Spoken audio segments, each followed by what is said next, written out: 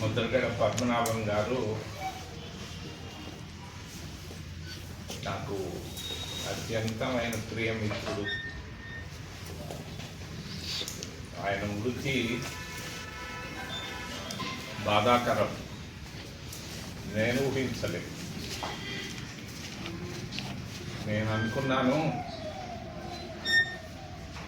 ఆయన ఈ రాష్ట్రానికి ముఖ్యమంత్రి అవుతాడు అని అనుకున్నాను.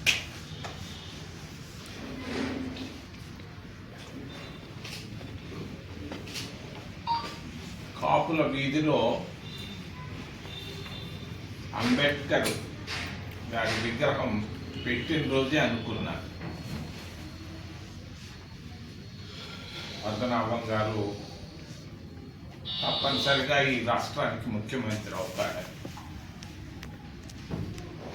మేమిద్దరం చాలా విషయాల్లో చాలా సమయాలు కలిసి మాట్లాడుకున్నాం. దళితులు కాపులు కలవాలి, కలిసి ముందుకెళ్ళాలన్నది మా ఇద్దరి మధ్యలో ఉన్నటువంటి కాన్సెప్ట్. మరి ఆయన పోవడం ఎంతో బాధాకరం. కానీ రెండు విషయాలు, 4 విషయాలు ప్రస్తావించే ముందు కాపులను గురించి నేను మాట్లాడదలుచుకున్నాను. ఒక నిమిషం. వెనకాల బ్యానర్లో ఉంది, కాపులు ఆంధ్రప్రదేశ్ రాష్ట్రానికి ముఖ్యమంత్రి కావాలి. 75 సంవత్సరాలు దాటింది స్వతంత్రం వచ్చి. ఎంతోమంది ముఖ్యమంత్రులు అయ్యారు. దామోదరం సంజయ్ ముఖ్యమంత్రి కాగలిగాడు 60 సంవత్సరాల క్రితం. ఎందుకు కాపు ఈ రోజు వరకు ముఖ్యమంత్రి కాలేకపోతున్నాడు, కాలేదు? ఇది ముఖ్యమైన విషయం. నేను చాలామంది ఆర్థిక పరిస్థితులు చూశాను. కాపుల యొక్క ఆర్థిక పరిస్థితులు చాలా సూక్ష్మంగా గమనించాను. కొంతమంది మంత్రులు, మాజీ మంత్రులు కూడా మందులు లేక ఇబ్బందులు పడుతున్నారు. ఇది వాస్తవం.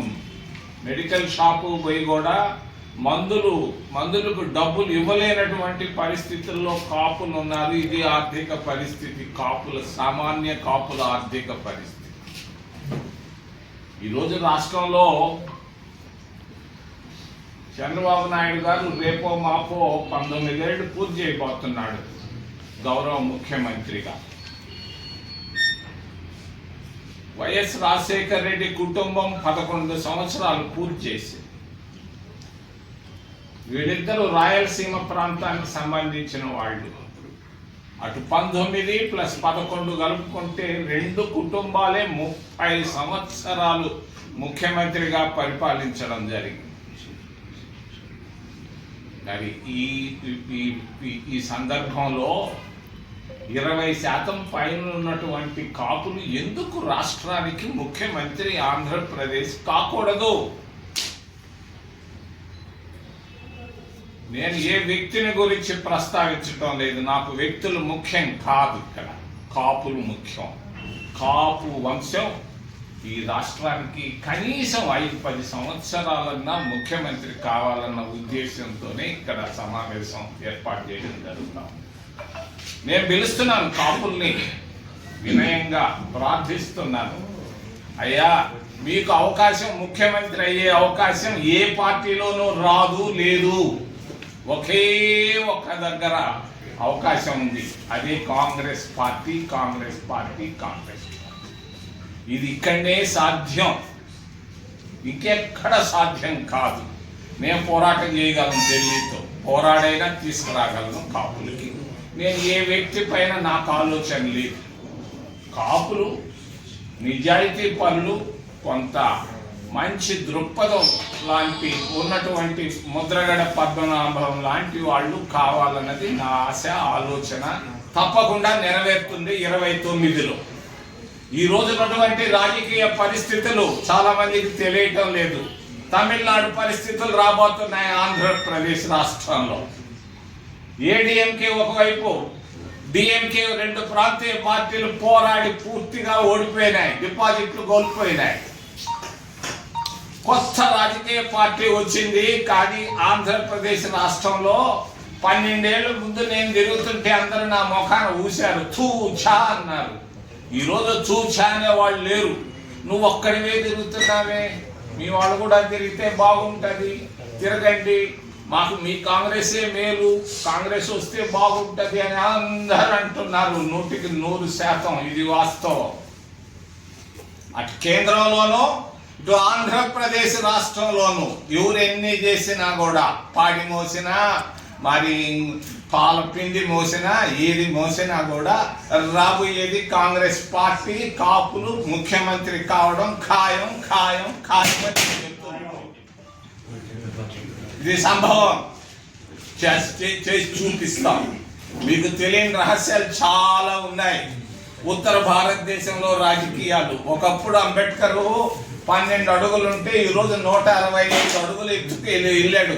ఎందుకు వెళ్ళాడు చాలా మందికి తెలియదు, నేను చెప్పదలుచుకోలేదు ఈ సందర్భం.